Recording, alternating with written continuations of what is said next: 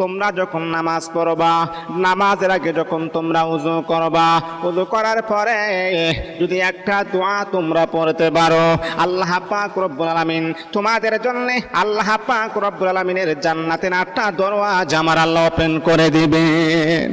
ও আমার প্রিয় বন্ধুগণ, কি এমন দোয়া যে দোয়াটা পড়লে আল্লাহ পাক রব্বুল আলামিন আমার আপনার জন্য জান্নাতের 8টা দরওয়াজা খুলে দিবেন। এক নাম্বার হলো আল্লাহর হাবিব বিশ্বনবী বলে, যখন তুমি ওযু করবা, ওযু কমপ্লিট হওয়ার পরে এই আঙ্গুলটা এইরকম ভাবে উঁচা করে তুমি পড়বা, আশহাদু আল্লা ইলাহা ইল্লাল্লাহু ওয়াহদাহু লা শারীকা লাহু ওয়া আশহাদু আন্না মুহাম্মাদান আবদুহু ওয়া রাসূলুহু। এই দোয়াটা তুমি পড়বা। নবী বলেন এই দোয়াটা পড়লে আল্লাহ পাক রব্বুল আলামিন তোমার জন্য জান্নাতের 8টা দরওয়াজা আমার আল্লাহ ওপেন করে দিবে।